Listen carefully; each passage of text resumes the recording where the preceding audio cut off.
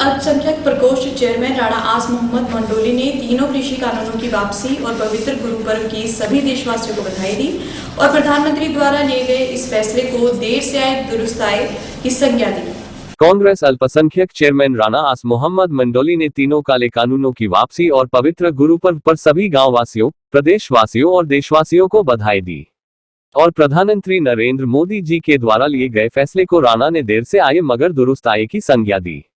राणा ने कहा कि माननीय प्रधानमंत्री जी ने किसानों पर जबरन थोपे गए तीनों काले कृषि कानूनों को वापस ही नहीं लिया बल्कि दरियादिली दिखाते हुए किसान भाइयों से हाथ जोड़कर माफी भी मांगी है।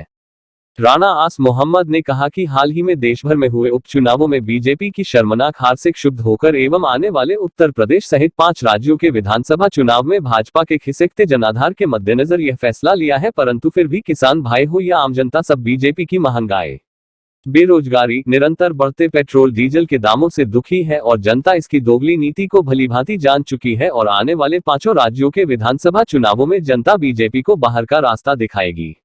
राणा ने कहा कि ये जीत पवित्र गुरु पर्व के दिन सिख भाइयों, धरती पुत्र किसान एवं आम जनमानस की जीत है और साथ ही जीत है।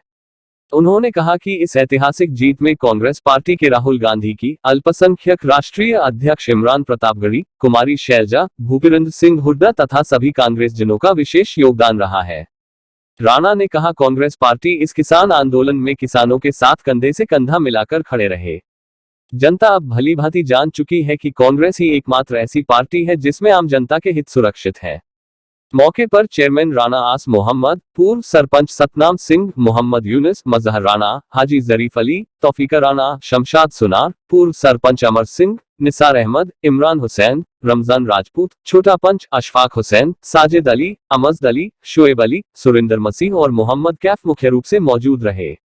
हल चलाए तूने, ओए तूने फसल उगाई, कैसे कोई ले जाएगा, ये है तेरी कमाई।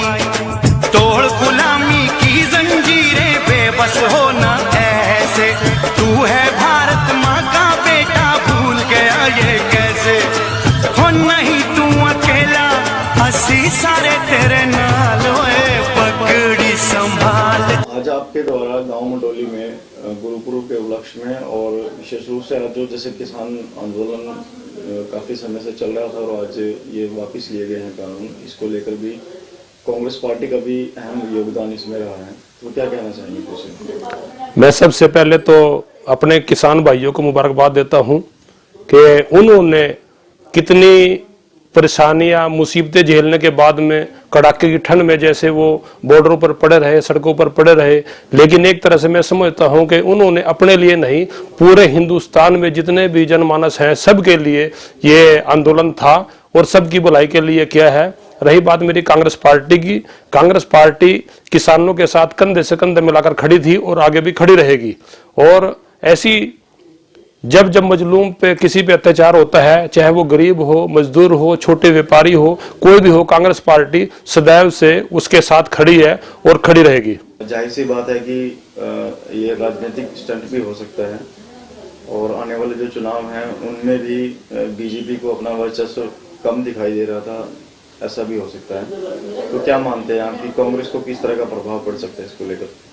आज का जो फैसला माननीय प्रधानमंत्री नरेंद्र मोदी जी ने जो लिया है, तीनों जो काले कानून थे कृषि के उनको वापस लिया है, तो जहां तक मैं समझता हूं कि अभी हाल ही में 29 उपचुनाव हुए थे और पूरे देश में मुश्किल से 4-5 सीटें इनकी आई हैं बीजेपी की।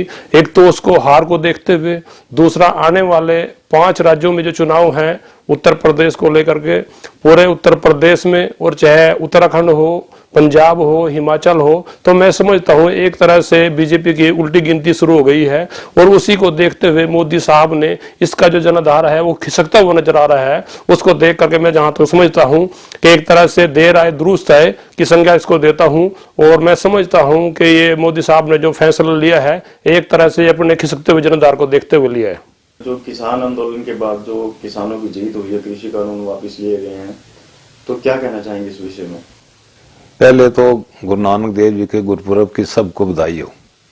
जो आप मोदी जी ने अचानक ही ये जो तीनों कानून वापस लिए हैं, इनको भी बधाई हो।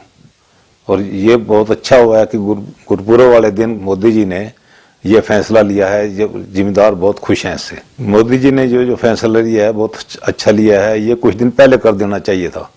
अब इलेक्शन की वजह से मतलब ये इन्होंने किया है।